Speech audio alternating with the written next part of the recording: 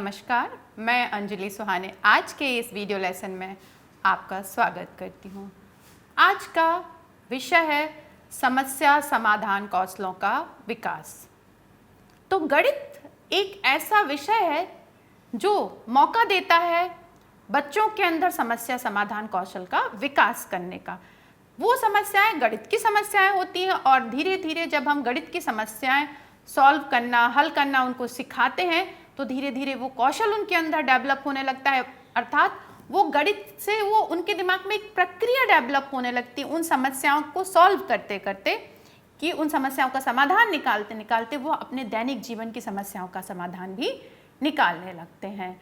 तो कई बच्चे ऐसे होते हैं जिनको आप गणित का कोई प्रश्न देते हैं, जैसे कि 100 इंटू 25, वो कर लेंगे 100 इंटू 25, 100 उन्हें आंसर बता दिया। लेकिन अगर इसको आप उसको एक क्वेश्चन के फॉर्म में इस तरह से देते हैं, मान लीजिए कि एक वस्तु का मूल्य 25 है, ठीक है, या एक पेन का मूल्य 25 है, तो 100 पेन का मूल्य कितना होगा? तो हो सकता है वो बच्चे ना कर पाए, क्योंकि अभी उनको एक डायरेक्ट प्रश्न जब आपने दिया उसने कर लिया, और जब हमने इसको इनडायरेक्ट फॉर्म में दिया तो वो नहीं कर पा रहे हैं। तो इस तरह की जब समस्याएं हम बच्चों को देते हैं और उनका वो समाधान नहीं निकाल पाते हैं तो मुश्किल होती है। यहाँ पर ज़रूरी होता है कि शिक्षक उनको कैसे डील करे। तो सबसे पहले हमें समझना है कि समस्या समाधान से तात्पर्य क्या है। समस्या समाधान का अर्थ है कि किसी ऐसे कार्य में संलग्न होना जिसका समाधान पहले से ज्ञात ना हो। अभी आप समझ ही गए होंगे समस्या का मतलब है कि जिसका समाधान पहले से ज्ञात नहीं है, तो उसको बोलते हैं समस्या समाधान। अभी क्या है कि समस्या समाधान क्या है? एक प्रक्रिया है। आपको ये समझना है कि समस्या समाधान ऐसा नहीं है कि कोई एक बटन दबाया और हो गया। समस्या समाधान एक प्रक्रिया है जो विद्यार्थियों के अंदर समझ विकसित करने, समाधान पर पहुंचने के लिए उपयोग की जाने वाली प्रक्रियाओं की व्याख्या करने तथा प्रक्रियाओं को उपयोग करने में मदद करता है। तो समस्या समाधान कौशल क्या करता है? विद्यार्थियों के अंदर वो प्रक्रियाओं को विकसित करता है जिससे कि वो गणित की समस्याओं को भी हल कर सकें और दैनिक जीवन की समस्याओं को भी हल कर सकें।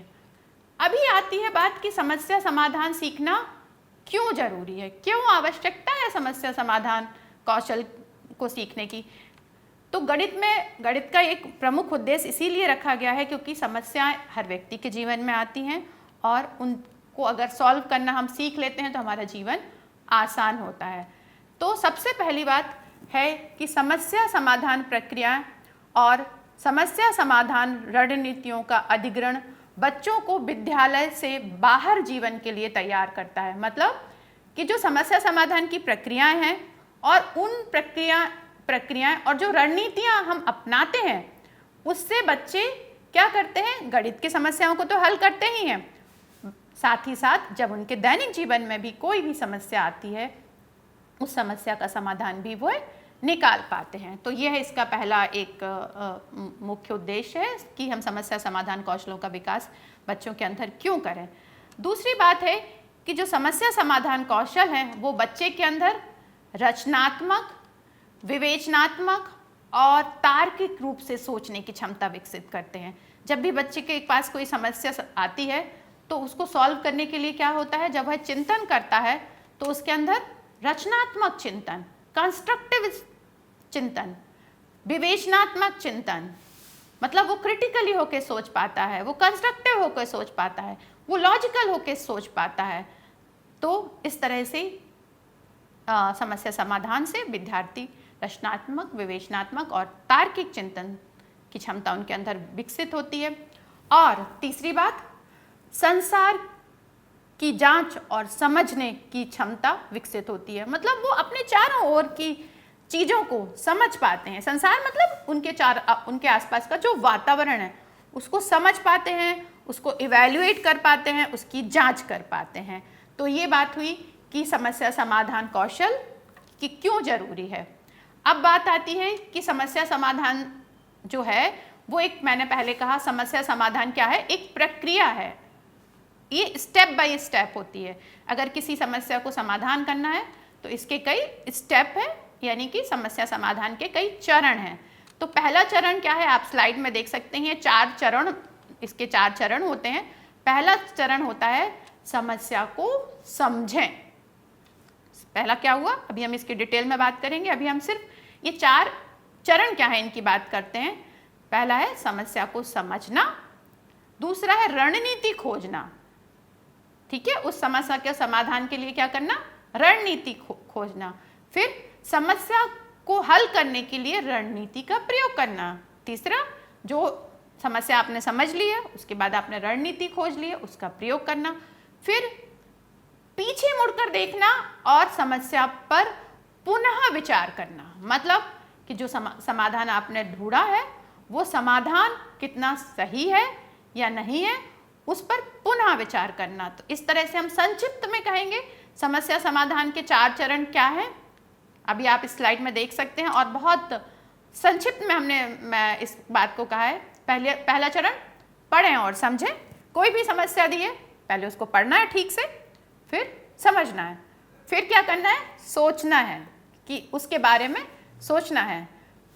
और जब आपने सोच लिया है तो फिर क्या करना है, प्रयास करना है। और आपने प्रयास कर लिया है, उसके बाद आपको उस समस्या का हल मिल गया है, उस हल के ऊपर पुनः अवलोकन करना है। अभी हम ये जो 4 चरण हैं, इन चरण में से प्रत्येक चरण पर एक एक करके बात करते हैं। पहला चरण जो है, पहला चरण क्या है, पहला चरण आप देखेंगे कि समस्या को समझना, मतलब मैंने पहले लिखा है, आप स्लाइड में देखेंगे, पढ़ें और समझें। तो पहला है समस्या को ध्यान से पढ़ें। क्या करें, समस्या को ध्यान से पढ़ें, फिर दोबारा पढ़ें। क्या होता है कि कभी कभी हम जब एक बार जल्दी में पढ़ते हैं तो उसमें से कुछ छूट जाता है। जब हमने समस्या को पढ़ लिया तो हम क्या देखेंगे, उस समस्या में क्या दिया गया है, ठीक है, क्या दिया गया है, जो भी दिया गया है उसको आपको बिंदुवार नोट करना है। ये दिया गया है समस्या में, ये चीज़ दी गई है, ये दी गई है, मतलब 3 बातें दी गई हैं। अब जब ये दिया तो ये क्या है, पर अज्ञात क्या है, क्या ज्ञात करना है, तीसरी बात होगी। पहले तो आपने समस्या को पढ़ लिया, दोबारा पढ़ा और उसको समझा। फिर समझने के लिए ये हमारे पास दी गई हैं, उनको आपने बिंदुवार नोट किया, 1 2 3 4, ये चारों चीज़ें दी गई। अज्ञात क्या है या क्या ज्ञात करना है, इस समस्या में हम चाहते क्या हैं, समस्या क्या है, वो है ज्ञात करना। और उसके लिए शर्तें क्या हैं, क्योंकि कुछ कंडीशंस होती हैं। तो ये तो हुआ पहला चरण। अब बात आती है दूसरा चरण क्या है। दूसरा चरण, जैसे मैंने पहले आपको जो इसकी पिछली स्लाइड है उसमें आपको बताया था कि दूसरा चरण है रणनीति को खोजना, कि जो समस्या है उसके लिए क्या रणनीति हो सकती है। एक बार जब आप समस्या को समझ लेते हैं तो फिर हम रणनीति और उपकरण का तलाश करते हैं। अब क्या होता है कि कोई भी समस्या 2 तरह से हो सकती है, या तो आपने ऐसी ही समस्या का सामना पहले कर चुके होते हैं, तो हम याद करते हैं कि अरे इस तरह का क्वेश्चन तो मैंने पहले भी हल किया है, इस तरह का प्रश्न तो पहले भी आया था। फिर हम दिमाग पर जोर डालते हैं, तब क्या किया था, अच्छा तब ये किया था, तो क्या हम इसको अभी भी कर सकते हैं। यस, सेम टाइप की प्रॉब्लम है, मिलती जुलती प्रॉब्लम है, उसमें कुछ सुधार की आवश्यकता है, ठीक है। तो ये तो पहली कंडीशन हुई।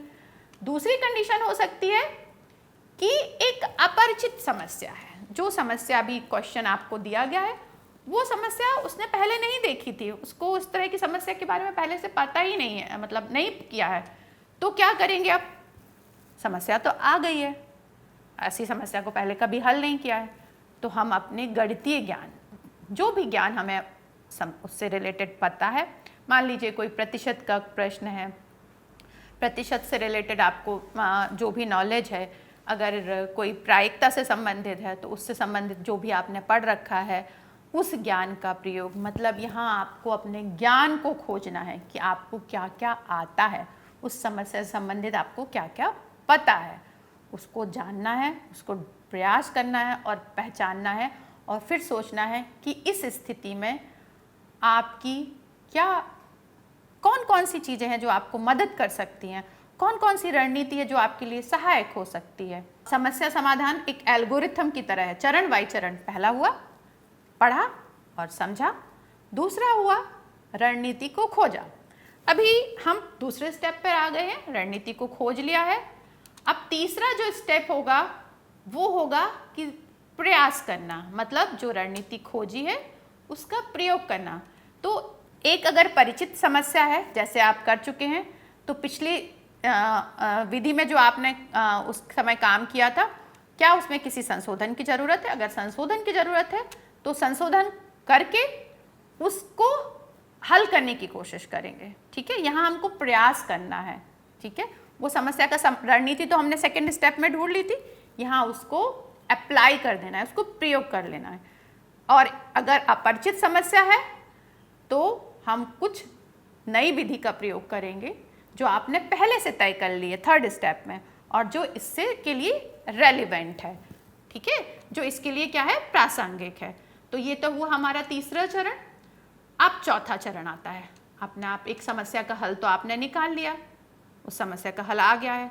अभी आपको देखना है कि अब आप समस्या पर वापस जाएंगे और देखेंगे कि जो प्रश्न का उत्तर दिया गया है वह सटीक है या नहीं है। ऐसा तो नहीं है कि जो प्रश्न का उत्तर है वो सही नहीं है। उत्तर को क्या करना है, सत्यापित करना है। और जब हम उत्तर को सत्यापित करते हैं तो हमें अपनी त्रुटियों की जांच करने के लिए एक अच्छा मौका मिलता है, क्योंकि हम उत्तर को चेक कर रहे होते हैं।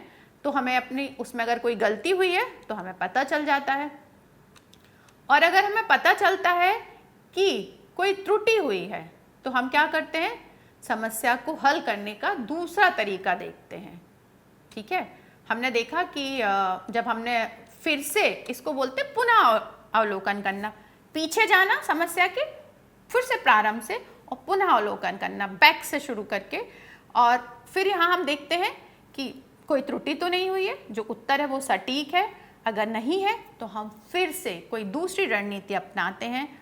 और कई समस्याएं जो ऐसी हैं जिनका हम सामान्यीकरण कर सकते हैं, तो उसको सामान्यीकरण करते हैं। तो ये तो हुए 4 स्टेप। पहला पढ़ना और समझना, जब समझ लिया है तो रणनीति ढूंढना, रणनीति ढूंढ ली है यानी खोजना, फिर प्रयास करना, और फिर चौथा पुनः अवलोकन करना। लेकिन समस्या समाधान करने के लिए बहुत सारी रणनीतियां हैं, कोई एक तरीका नहीं है समस्या समाधान करने के लिए, बहुत सारे तरीके हो सकते हैं। इसको आप स्लाइड में देख सकते हैं। पहला है प्रतिरूप ढूंढें, जैसा है उसी की तरह से। दूसरा है एक आलेख या चित्र बनाएं, एक सरल लेकिन समान समस्या बनाएं, एक पैटर्न की तलाश करें, पीछे की ओर से काम करें, अनुमान लगाएं और जांचें, परिकल्पना बनाएं और बताएं। तो ये तो बहुत सारे तरीके हुए, ये बहुत सारी रणनीतियां हुई समस्या को समाधान करने के लिए। यहाँ तो जो हमने एक एग्जाम्पल लिया था उसमें x और y करके उसने हल कर लिया। यहाँ बहुत सारे और भी तरीके हो सकते हैं कि क्या क्या तरीका है। पहला है अनुमान लगाना और जांचना।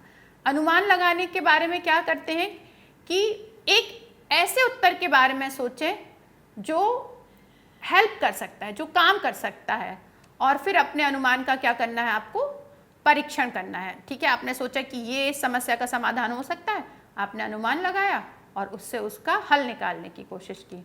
और यदि आपका अनुमान सही नहीं है तो आप क्या करेंगे, दूसरे तरीके के बारे में सोचेंगे, दूसरा अनुमान लगाएंगे। और अगर दूसरा अनुमान भी अगर आपका सही नहीं आता है तो आप फिर क्या करते हैं, तीसरा अनुमान लगाते हैं। इस तरह से आप एक एक अनुमान लगाते जाते हैं और उत्तर तक पहुंचने की कोशिश करते हैं। ये तो पहला हुआ। दूसरा तरीका क्या हो सकता है कि आप क्या कर सकते हैं कि कुछ चार्ट बना सकते हैं।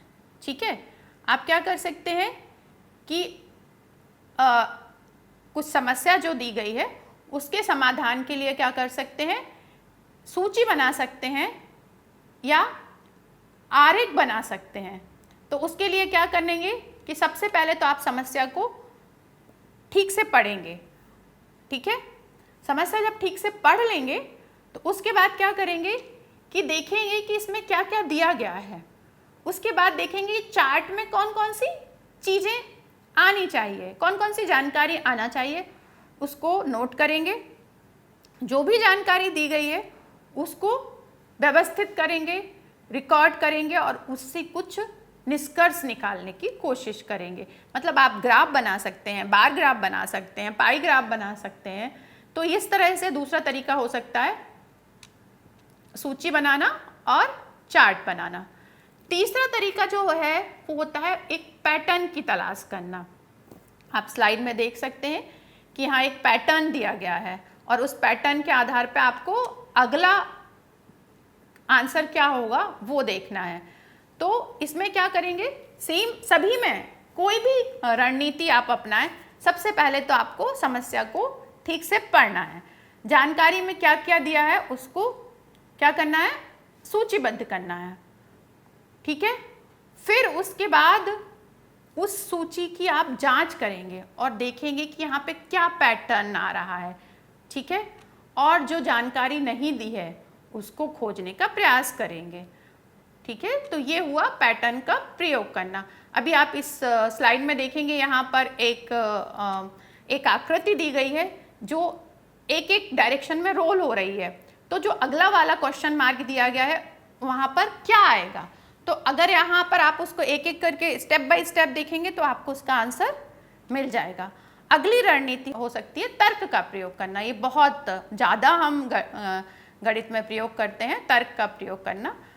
सबसे पहले सेम बात है, कोई भी रणनीति हो, क्या करना है कि आपको सबसे पहले समस्या को पढ़ना है, फिर जो जानकारी दी गई है उसको व्यवस्थित करना है, फिर वो जानकारी जो है उसमें कुछ ना कुछ रिलेशन होगा दो चीज़ों के बीच में, उस संबंध को क्या करना है, जांच करना है, और फिर उसके बाद उस संबंध के लिए तर्क करना है कि ये ऐसा क्यों है, यहाँ पर क्या आना चाहिए।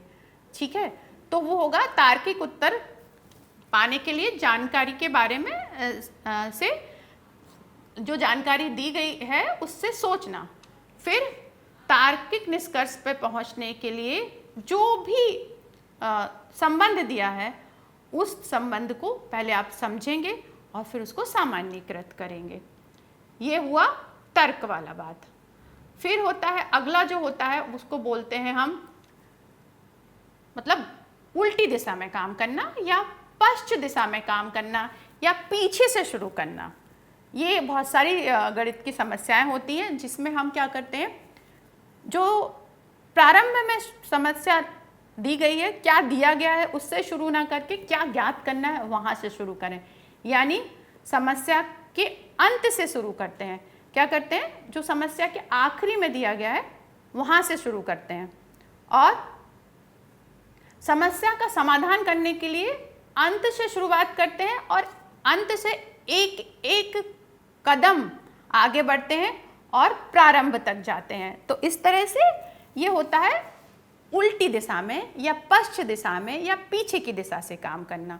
तो ये भी एक रणनीति है। तो हमने अभी कई रणनीति की चर्चा करी, जैसे कि था अनुमान लगाना, तर्क करना, चार्ट और आलेख बना के जो समस्या है उसका समाधान करना, उल्टी दिशा में करना, उल्टी दिशा में काम करना, और हो सकता है कि आप कोई चार्ट बना लें उससे आप करें। और एक और इसका एक बहुत तरीका है जिसका प्रयोग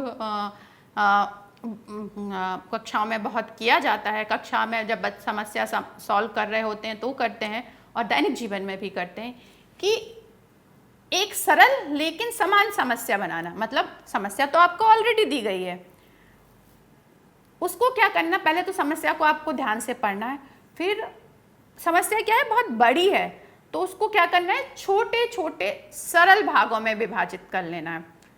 जो एक बहुत सारे उसमें दिए गए हैं 1 2 3, तो उनको छोटा छोटा कर लेंगे। जब आप छोटा छोटा करेंगे ना तो एक एक करके उसको हल करने में आसानी होगी। ठीक है, तो फिर और उसके बाद अंतिम समाधान प्राप्त करने के लिए प्रत्येक भाग को चरण दर चरण हल करना। तो इस तरह से क्या हुआ कि आप एक बड़ी समस्या को छोटे छोटे टुकड़ों में हल करते हैं। तो इस तरह से ये बहुत सारी रणनीतियों की हमने चर्चा की किसी समस्या को समाधान करने के लिए। आप स्लाइड में देख सकते हैं, यहाँ मैंने एक दो एग्जाम्पल लिए हैं। देखिए यहाँ पे क्या रणनीति का प्रयोग कर सकते हैं कि रीमा को 12 इंच की रस्सी का एक टुकड़ा मिला और उसने रस्सी को बराबर लंबाई में काट दिया और उसने उस रस्सी पर 3 कट लगाए। कितने कट लगाए? 1 2 3। रस्सी का प्रत्येक टुकड़ा अब कितना लंबा है? इसके लिए क्या कर सकते हैं? बहुत आसान है, आप स्लाइड में देखिए।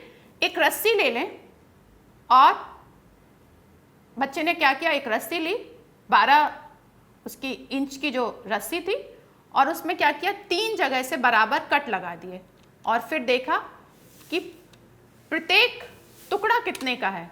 तो यहाँ पाएंगे कि प्रत्येक टुकड़ा 3 इंच का है।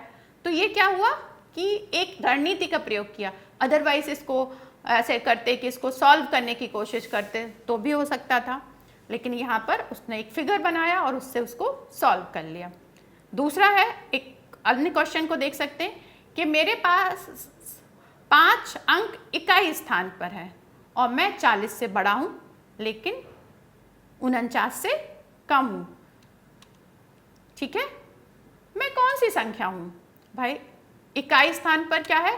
5 है और 40 से बड़ा है और 49 से कम है, तो वो कौन सी संख्या होगी? यहाँ देखिए, आप सोचिए कौन सी रणनीति का हम प्रयोग कर सकते हैं।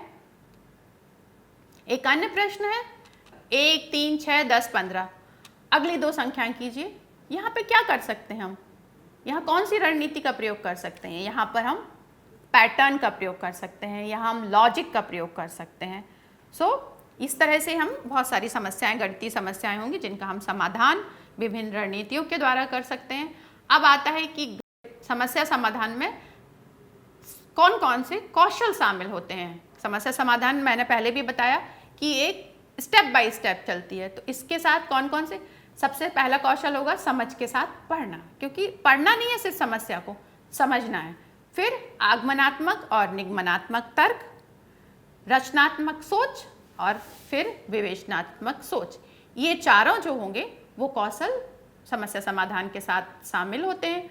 अब आता है, अब मैं बहुत संक्षिप्त में बात करूंगी कि समस्या समाधान कौशलों को आप कक्षा में कैसे बढ़ावा दें, क्योंकि आपने समझ लिया है कि समस्या समाधान कौशलों का विकास कैसे करना है। अब आता है कि इनके लिए बढ़ावा कैसे दें।